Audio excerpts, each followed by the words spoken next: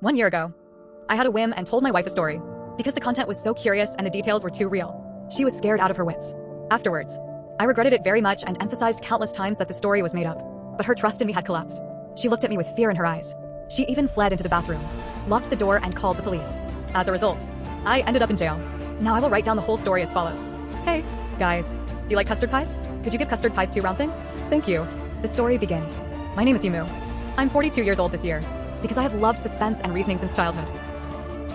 I have been married to Dan Jing for many years, and we have always gotten along well. She has always been my first and faithful reader. Besides writing novels, I have also had a hobby for many years, which is keeping reptile pets.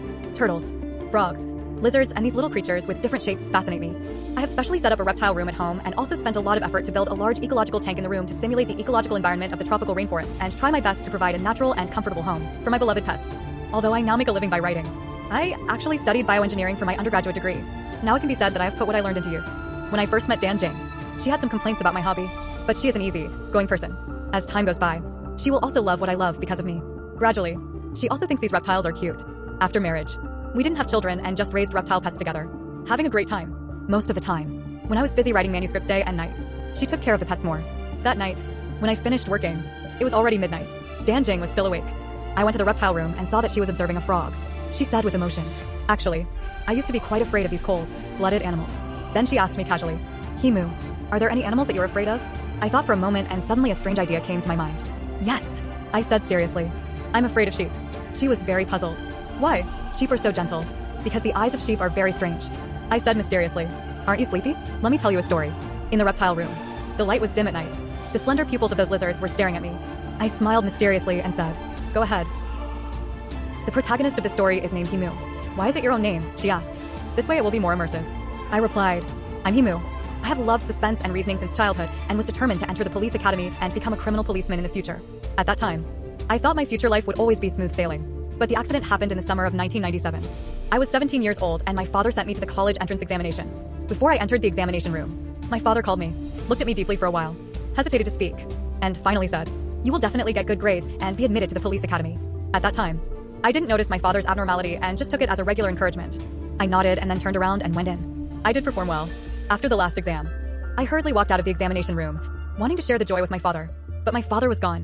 Whenever there was a big exam, my father would always wait for me outside the examination room. He would hold his bicycle and look at the gate timidly. When I finished the exam and walked out, squeezed in the crowd and came to him, he was still looking around. I called him and he suddenly became surprised. He slapped the bicycle seat hard and said, "Son, you're done with the exam. Let's go home." Then I jumped on the back seat of the bicycle and talked animatedly all the way about how easy the questions were. He just laughed and told me to be more modest, but pedaled even harder, bringing a gust of cool wind. My father rode his bicycle with me uphill and downhill, on mountain roads and muddy roads. The wheels kept turning. Over the years, his back gradually became hunched. But he was always as great as a mountain. Because these little things became a habit, I took them for granted and regarded them as a law of the world. My father was a silent and strong backing, so I could focus on moving forward without distractions. But once this law was broken, I was only left in a panic. I looked around outside the examination room, ran and shouted, asking passers-by to describe the image of an ordinary middle-aged man. But precisely because he was too ordinary, no one would pay attention to him. I searched around without a clue, feeling very uneasy. It should be okay. Maybe he went back first, I thought. Then I went home alone. But my father didn't come back early either. My father was missing. My mother said that on the night before my college entrance examination, my father was inexplicably irritable and they had a few words. Maybe he left home in a fit of pique and would come back when he calmed down in a few days. I felt this reason was a bit strange, but I could only accept this explanation. It didn't sound good for a man to leave home, so we didn't make it public and searched for him secretly. But there was no news for several days in a row. The college entrance examination really seemed to have become a major turning point in my life. My father disappeared after I finished the college entrance examination. I didn't understand why my father abandoned us. Looking back, there was no reasonable sign. Since I could remember, my father had been a steady and family-oriented man, honest and down to earth. He silently cared for his family and protected the family in the simple way that most Chinese fathers do. I had never doubted my father's love, but my father just left like this. My mother also said, "Could he have gone to find your elder brother?" I have an elder brother who is 5 years older than me and was born with eye disabilities. My elder brother left home to work very early and never came back, just like disappearing from the world. Could it be because of this? My intuition told me, no. A month later, the neighbors also noticed something was wrong and reported it to the police. The kind-hearted neighbor also described my father's appearance, height, and weight to the police. The police came to the door with a solemn face. They didn't talk about looking for people, but just collected fingerprints everywhere. The next day, they came again and also brought my father's shocking secret. In 1985, a massacre happened in a mountainous area of a county in the neighboring province. A family of 5 was killed without exception. The crime scene was in a remote place and this family lived in seclusion. so there were no direct witnesses. The police investigated their social relationships but found nothing. The murderer was not an enemy but just a passing stranger, which greatly increased the difficulty of solving the case. The police collected the suspect's fingerprints on the victims and the murder weapon and learned the approximate appearance of the suspicious person through visits, but still had no clue. The case was shelved for 12 years. A murder case must be solved. We will never give up. A young policeman who was following his master to investigate this case at that time had a strong obsession. More than 10 years later, that young policeman happened to be transferred to our county. After my father's disappearance case was reported, he sensitively sensed something. The police collected my father's fingerprints at our home and took them back for comparison. At the moment I learned the truth, I felt like my heart was hit hard by a sledgehammer, pounding heavily again and again. In 1985, I was 5 years old. My father would bring me a rattle drum and take me to play on the mountain when he came back from working outside. His warm big hand held mine. I didn't know that it was stained with blood. After I started school, my father rode a bicycle to take me to and from school. On the way to school, he told me to study hard. On the way back, he praised me for being a good child. But the scenes of us laughing and chatting all the way in the wind gradually became dark and black, and white, and finally shattered. The great figure that I had trusted naturally collapsed overnight. And the deep fatherly love I had once had also became like an illusory bubble. The world shattered and then reorganized. The heavy pounding suddenly disappeared, leaving only a cold sentence: my father is a murderer. He killed a family of 5 and then escaped. He came back to his wife and children with a straight face and continued to live a peaceful life. He disguised himself very well. So my mother and I became the family of a murderer for no reason. And in the year when I was 17, he left again without a word. This was not only an emotional blow to us, but also a substantial blow. The serious crime committed by a direct relative had a great impact. My dream of becoming a policeman was shattered. Later, I didn't enter the police academy and went to a regular University of Science and Engineering and studied bioengineering. Then I studied, graduated, and worked step by step, becoming an ordinary person. After my father disappeared in 1997, there was no more massacre and the case remained unsolved. The popularity of the case decreased over time, but the police would never give up. My father was listed as a wanted criminal and a case was filed for arrest. My family had already fallen apart. My mother died of illness after I graduated from college. My elder brother still didn't come back after being away for many years. I moved to the city where I am now and my old home was left empty. After graduating, I worked in a microbiology research institute for several years. My daily life was very monotonous. Besides writing novels, I just kept reptile pets. In 2009, Dan Jing. We got married and our life continued blandly. The police found a skeleton in a deserted river valley in the mountainous area of my hometown. According to the local climate and the degree of corpse decomposition, this person died about 10 to 15 years ago. That is, around 1996 to 2001, which matched the time when my father disappeared in 1997. According to the bone age calculation, this person was about 30 to 40 years old when he died, which also matched my father's age of 40 when he disappeared. The corpse had completely turned into bones, so fingerprints were useless. But now there is a powerful tool in criminal investigation technology, which is DNA testing. In 1985, when the massacre happened, the technology was backward. The police only obtained the fingerprints of the criminal. When my father disappeared, the police compared his fingerprints and confirmed that my father was the murderer of the 1985 massacre. But the DNA technology was still backward at that time. The collected biological samples could only preserve blood samples and test blood types. So the police didn't obtain my father's DNA at that time and only collected my blood sample and stored it in the database. In 2011, when the skeleton was found at the foot of the mountain, after more than 10 years, the DNA technology had gradually matured. The police extracted the DNA of the skeleton for testing and comparison. The results showed that the skeleton was related to me as father and son. It took dozens of years. But fortunately, thanks to the progress of technology, there was still a more convincing proof. The skeleton at the foot of the mountain was exactly my father who had been missing for many years. The police quickly informed me, even after so many years. I still remember what clothes my father was wearing when he sent me to the college entrance examination. It was a striped shirt. And the same pattern could be vaguely seen. The wanted criminal was dead. So no criminal liability would be pursued and the massacre case was closed. The shadow of my father's generation that I had been carrying finally disappeared. There was no need to talk about it anymore. So I had never told my wife. When I told the story here, I asked Dan Jing, "How's this story?" Dan Jing couldn't hide her astonishment and just asked, "Is this true?" Never mind if it's true or not. But Dan Jing was very persistent. "I only know that you are from a single parent family and your father disappeared early and your mother died later. I know these past events are the pain in your heart. But today you took the initiative to tell me such a story. And his father also disappeared early and his mother died later. He also studied bioengineering in college and later wrote novels and kept reptile pets. He married Dan Jing, that is, me, in 2009. So this is really your own story, right? This is to make it more immersive and increase your reading experience." I explained, "Don't care about the truth or falsehood. Let's go back to the story itself. What are your thoughts?" Dan Jing looked at me suspiciously. In the end, she thought for a while and said, "You said you were afraid of sheep and then told the story. But it seems that this story has nothing to do with sheep. There is also a detail problem. In the story, after the father disappeared, the mother and son didn't report it for a month. In the end, it was the neighbor who reported it. It feels a bit strange. But a month? It's too careless. The content itself is quite tortuous, but the story is too straightforward. It's just that the father was a murderer and then disappeared. Finally, his body was found. You are right." I paused and said, "The story is not over yet. What I just told is only the clues. Next is the dark clues. My father is actually not dead. I have loved suspense and reasoning since childhood and once dreamed of entering the police academy and becoming a criminal policeman.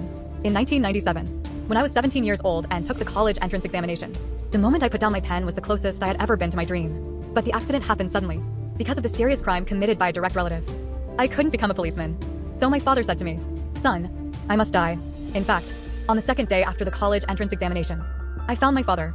My home is in a mountainous area and there are endless mountains around. Since childhood, my father has taken me to climb mountains, studied the plants on the mountains with me, and caught lizards and frogs for me.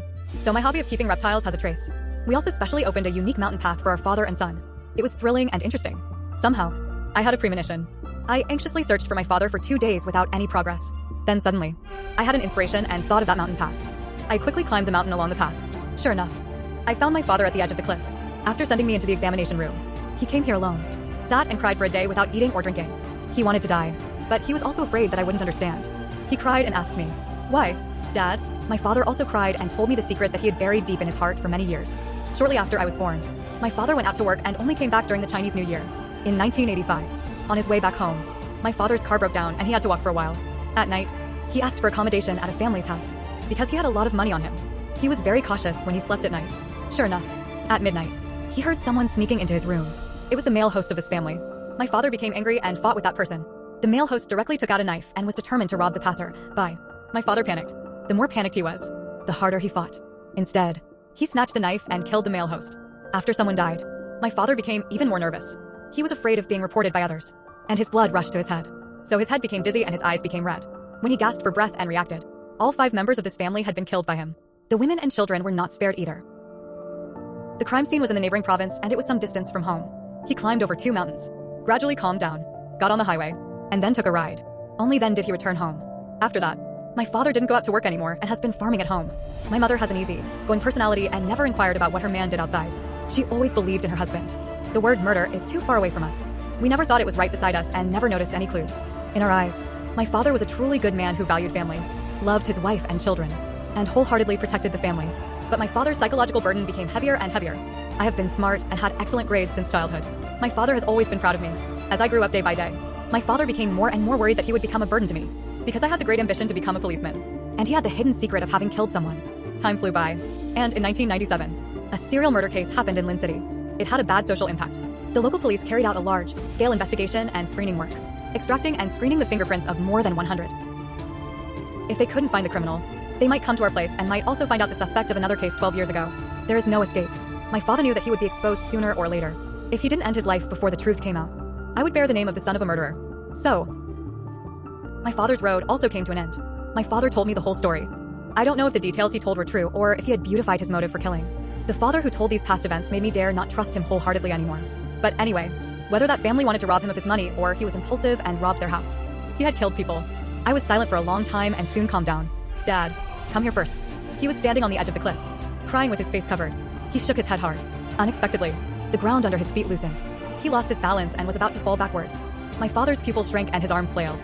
My heart skipped a beat. I rushed forward in one step and grabbed him in time, pulling him away from the edge of the cliff. The rocks and soil fell down the cliff and there was no sound. My father gasped for breath and looked dazed.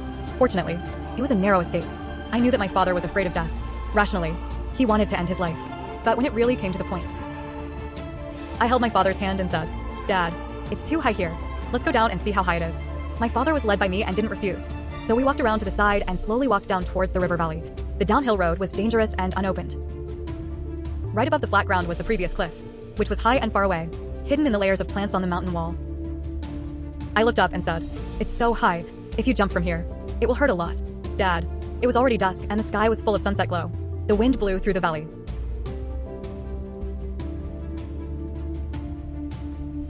Like an outsider, I immediately trembled all over. I'm afraid of sheep because of their eyes. This is my childhood. Since childhood, I have been deeply tortured by the horror of being stared at by sheep's eyes. Most animals have round pupils or slit pupils, and their emotions can be seen and explored. But the horizontal pupils of sheep are completely unpredictable. They are neither cute nor fierce, without emotions, and look extremely strange. A sheep stands not far away and looks at you quietly. You don't know what it is thinking. If you look at it for a long time, it is still as calm, but people will lose control. It is such a gentle and fragile animal, but it seems to have some power to control people's hearts and will induce people to do something, especially to kill it. I looked away, opened my arms and hugged my father. Dad, you have killed people. But I'm not afraid and I don't hate you. You will never be a burden to me. Maybe others see you as a devil. But to me, you are just my father. I want to be a policeman. But that doesn't mean I have a strong sense of justice. I just like suspense and reasoning. This hobby can lead to two paths. One good and one evil. Even if I don't become a policeman, I won't have no way out. My beloved father, if you're a criminal, I will unhesitatingly give up my original choice and firmly stand by your side. I know I'm not right and that it was 5 bloody lives. But I can't be righteous and sacrifice my family. I have selfish motives and really don't deserve to be a policeman. After saying that, I didn't wait for my father to answer. I bent down, picked up a stone and walked towards the sheep. The sheep looked at me quietly with its strange horizontal pupils, watched me approach. And it didn't move at all. I hit the sheep with the stone and killed it. The birds returning to their nests were startled in the forest and flew away flapping their wings. Blood splattered everywhere. In the setting sun, the crimson afterglow and the blood in the river merged into one color. My father looked at me in astonishment as I committed the violence. Lifted. After doing all this, I looked deeply at my father and said word by word. In religion, sacrifice uses a sheep as a substitute, which is called a scapegoat. Dad, the sin you committed will be atoned for by it. Now you are dead and we can go home. This was a psychological suggestion like burying one's head in the sand, deceiving oneself. But it was useful. My father was a little comforted and was stunned for a while. He still had uneasiness in his heart. We'll talk about what will happen later. We'll cross that bridge when we come to it. I said firmly. Dad, believe me, we will be all right. The sky was getting darker. I held my father's hand and climbed the mountain, returning along the original path. Since childhood, my father has taken me to climb mountains many times. He always held my hand and walked in front to open the way. I wanted to walk in front of him this time. My mother learned about my father's situation earlier than I did. She also loved my father deeply, but she could do nothing about my father's choice. In the past 2 days, she endured the sadness and hid it from me. She watched me anxiously looking for my father everywhere, but she couldn't say a word. That night, when we saw my father again, my mother burst into tears immediately, after experiencing a false alarm of life and death separation. That night, our family of 3 hugged and cried bitterly. From the next day on, my father became a ghost in the family. He could no longer see the light, even though his crime had not been exposed yet. We had to erase his existence in advance. This was not the best way, but it was also a suitable way. We could only take one step at a time. My mother and I spent nearly a month cleaning up my father's things little by little and deliberately spreading rumors to create the impression that my father had left home with his luggage. I usually read a lot of detective stories, so I had a certain understanding of fingerprint technology. Therefore, I carefully wiped every place in the house where my father's fingerprints might be left. When there was no one at home, my father could wear gloves to move around at home. He had to hide in the cellar. It was a torture for my father who liked outdoor activities. A month later, the kind-hearted neighbor reported to the police for us, and the police also became suspicious. I wiped the fingerprints carefully, but the police were even more careful than I was. They found a fingerprint left by my father above the door frame. So the truth came out. When the police came for the second time, they collected my blood sample. After that, they kept an eye on our family. The missing father came back. Especially a policeman surnamed Lou was very interested in the case. It was he who handled the massacre case back then. And now he happened to be transferred here. Our family lives in a mountain village, surrounded by mountains, with a long way to go. The police couldn't keep an eye on us all the time and could only come to visit me and my mother from time to time. We acted very well, showing shock and disbelief when the police told us the truth, and then showing hatred and ignorance every time they visited. In addition, we deliberately hinted that the police that my father's behavior was abnormal before he disappeared, and he had said some resolute and cruel words. At that time, we didn't pay attention to it. But later we thought that my father was afraid of implicating us and would never come back. When the police didn't come, we were also very careful. Our family had a murderer, and the neighbors had less contact with us and didn't notice any flaws. Therefore, when the police visited the neighbors, all they could get was that my father had left and never came back. Gradually, the police also believed that it was unlikely for my father to come back, and the frequency of their visits became lower and lower.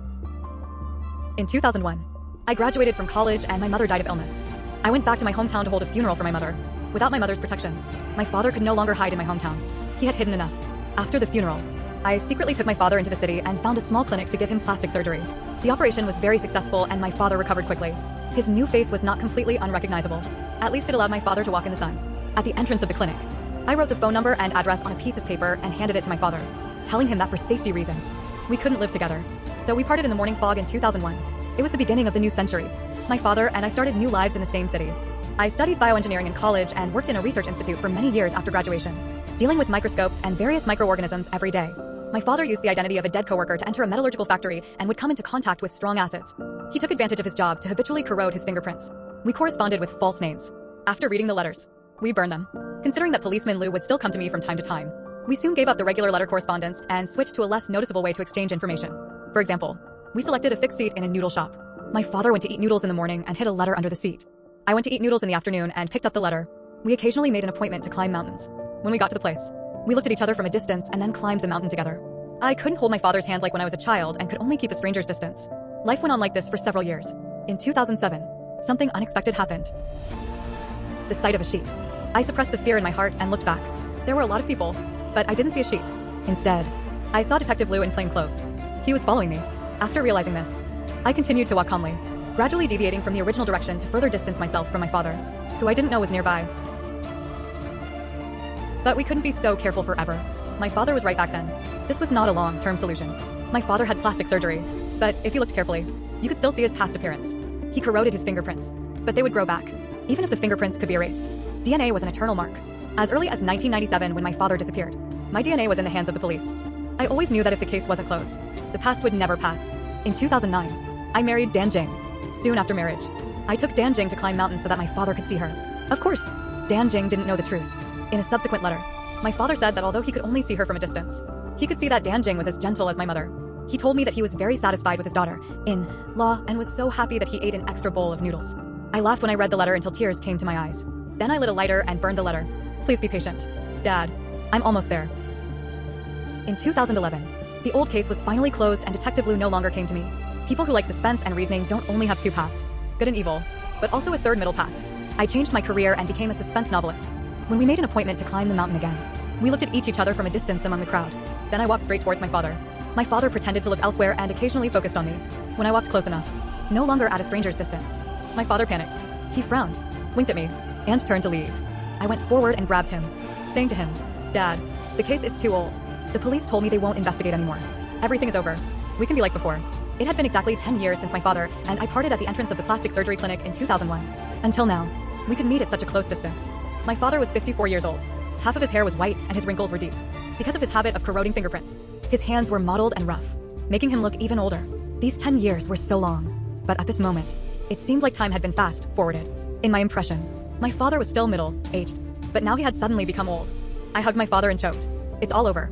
Dad, from now on, you don't have to be afraid anymore. We can meet openly." That day, I supported my father and climbed the mountain together. It had been a long time since we had walked like this. My father and I became climbing friends and could meet openly in front of people. We wouldn't call each other father and son. And we didn't plan to live together because after so many years, my father changed his job and worked in a bookstore and got to know Aunt Wang, who loves reading. They were together but not married, just accompanying each other. Aunt Wang has a 25-year-old daughter. My father treated her well and she was also filial to my father. Another 10 years passed like this. In the summer of 2021, my father suddenly had a heart attack and passed away at the age of 64. Aunt Wang's daughter held a funeral for him. I attended as my father's climbing friend.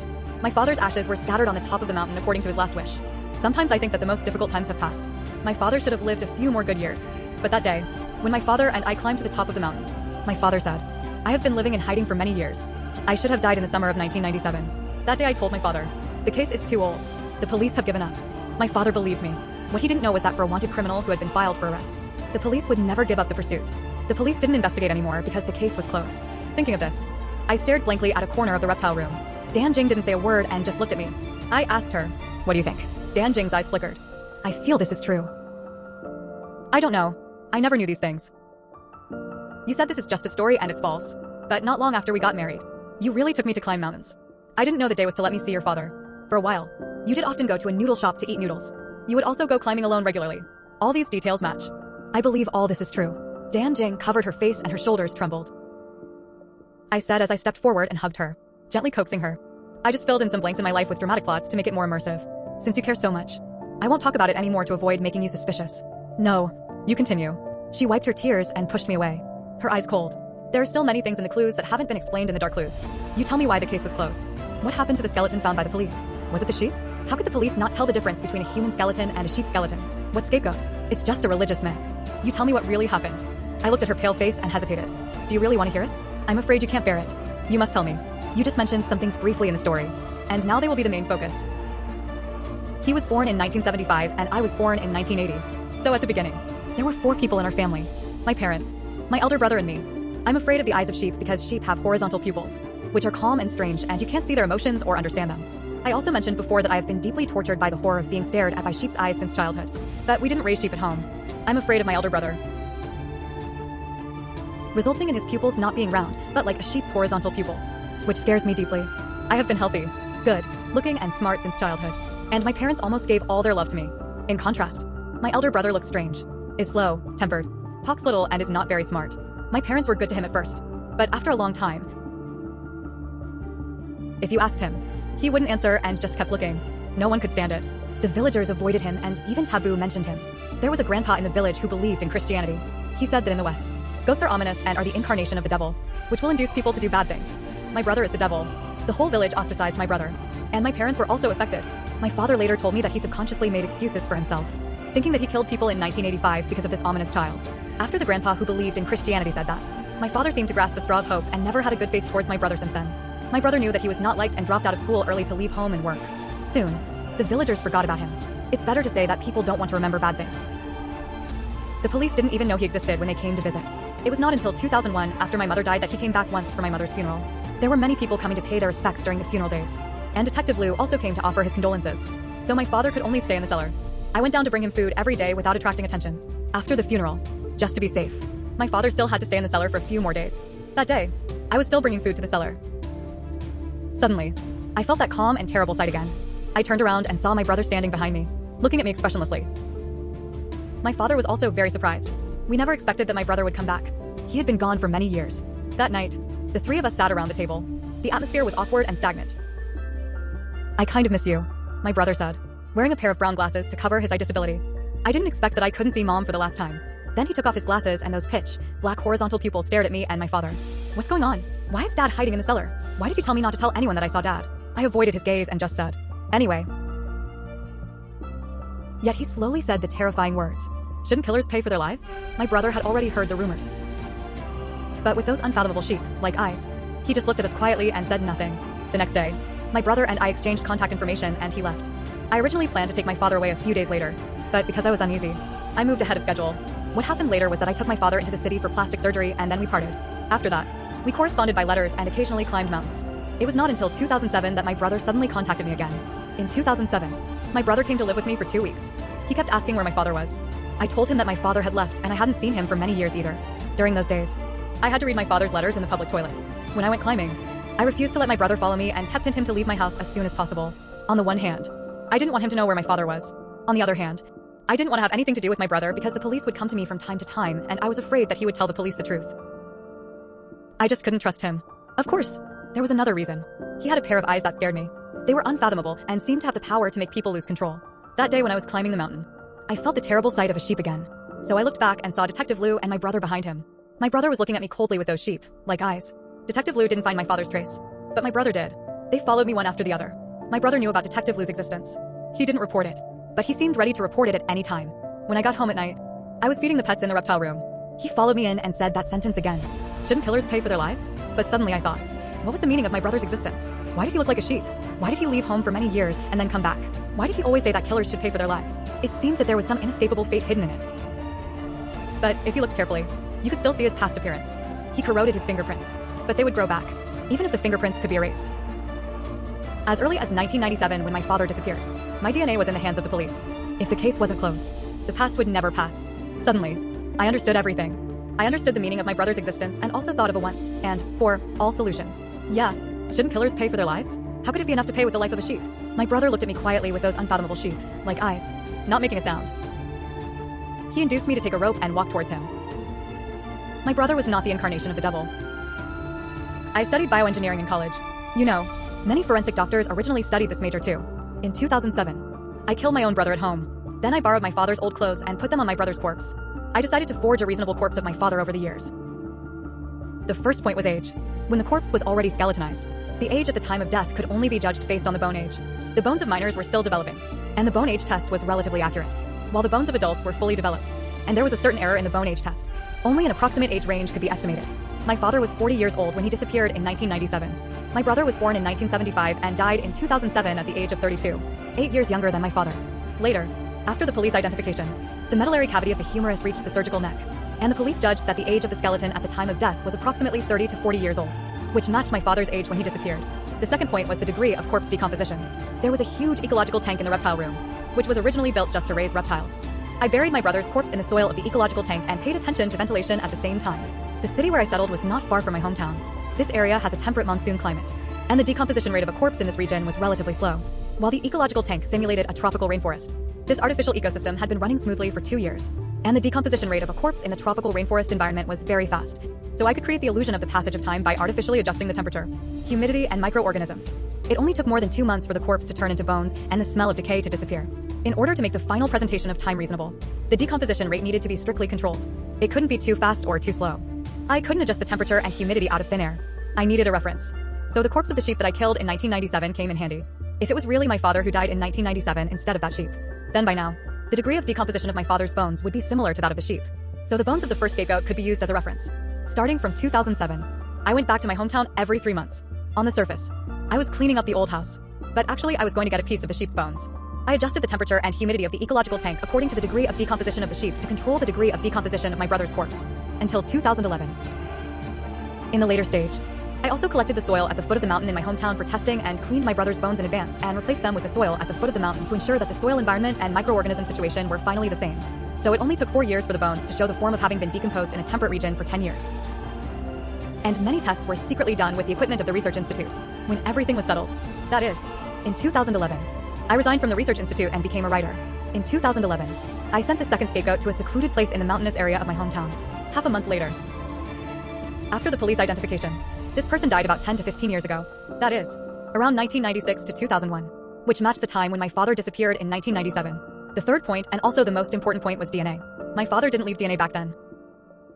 In DNA testing for male suspects, the YSDR testing technology is mainly used.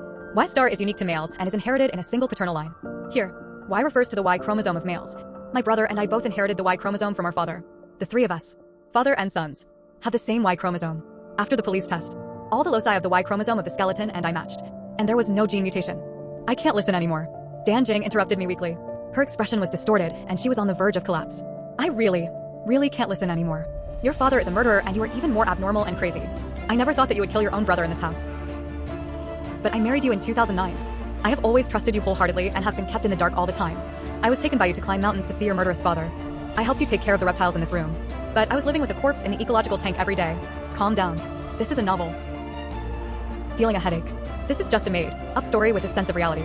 I originally wanted to make you more immersed in it, but I regretted it halfway through. I didn't want to tell this part later. Dan Jing muttered to herself. I got married and the corpse had been there for 2 years. I was living with the corpse in the same room without knowing it. This is horrible. Honey, believe me. Okay, I'm just a suspense novelist. I begged. No, I can't trust you anymore. It's not up to me to decide whether to believe you or not, she said, her eyes glazed, looking at the phone on the table. Calm down. I understood what she wanted to do and immediately got up to grab the phone. But she was faster. She snatched the phone, held it tightly, and rushed into the bathroom, locking the door. Calm down. Listen to me. I chased after her and banged on the door, hearing the sobbing inside. I became more and more impatient. Even if the story is true, it's 2021 now. The case was closed 10 years ago. There's no way to prove it anymore, right? All the relevant people have passed away. As soon as I finished speaking, I thought. She cried. You admitted it's true. I was speechless. The police came to the door. Dan Jing told them the story. The 2 policemen laughed and said, Madam, don't cry. It's really just a story. Your husband is not kind. He made up such a story to scare you. I'm very regretful too, I said, extremely annoyed. Then I asked, but how did you know it was made up at a glance? DNA testing is not that easy, right? You should know as a bioengineering student, right? As long as there is no gene mutation in a family of males. The Y chromosome is the same. It's not just father and son. Grandfathers, uncles and cousins also have the same Y chromosome as you. Just because all the loci of the Y chromosome match. It's too hasty to judge that you and the skeleton are father and son. In DNA testing, besides the YSDR testing technology, there is also the autosomal STR testing. Looking at both of them together, it's even more impossible to misjudge a brother as a father. Then the 2 policemen continued to comfort Dan Jing. It is indeed a father-son relationship, I said. The 3 of them looked at me in astonishment. Actually, the story is not over yet. I have loved suspense and reasoning since childhood and often listened to legal programs on the radio and read detective stories. Therefore, I have a certain understanding of fingerprint technology and DNA technology. On the second day after the college entrance examination, I found my father at the edge of the cliff, killed the first scapegoat, took my father home and hid him. After that, I carefully wiped every place in the house to ensure that no fingerprints or DNA of my father were left. But the police still found a fingerprint. After comparison, they judged that my father was the murderer of the massacre. Fortunately, in 1997, the local DNA technology was still very backward. The police did not collect skin flakes and could only preserve blood samples and test blood types, and could not conduct DNA testing. So the police did not obtain my father's DNA and only preserved my blood sample for future use. The police found the fingerprint on the first day. I had a premonition. I knew that if the fingerprint matched, the police would come again the next day and would also take my blood. So that night, I found an excuse to get my father's blood. The next day, when the police told me the comparison result and the truth, I was shocked, afraid, and couldn't believe that my father had killed people. just like every inexperienced child. The police were not on guard against me when they took my blood and instead kept comforting me. At that time, the process was not so strict, so they didn't notice that I secretly took a sample collection card. When the police registered my personal information, I dropped my father's blood on the card. In this way, I secretly switched my father's blood with mine without their knowledge. So later in the DNA database, my DNA was actually my father's DNA. In 2011, when the police found the skeleton at the foot of the mountain and conducted DNA comparison, the DNA of the skeleton was my brother's and my DNA was my father's. My mother had passed away, so only the father-son relationship test could be done. The results showed that it was indeed a father-son relationship, but the copy and the original were reversed. This did not affect the conclusion, so the massacre case was successfully closed. Then why did I switch the blood samples back then? Did I plan to forge a corpse 10 years later? No. At that time, my idea was very simple. I thought that my father would not stay at home forever and he would eventually escape. What if my father was involved in another case in the future? He would definitely remember to wear gloves. But it was very difficult to hide DNA. In the future, DNA technology would continue to progress and approach the advanced level. The police could extract DNA from hair and skin flakes in the future.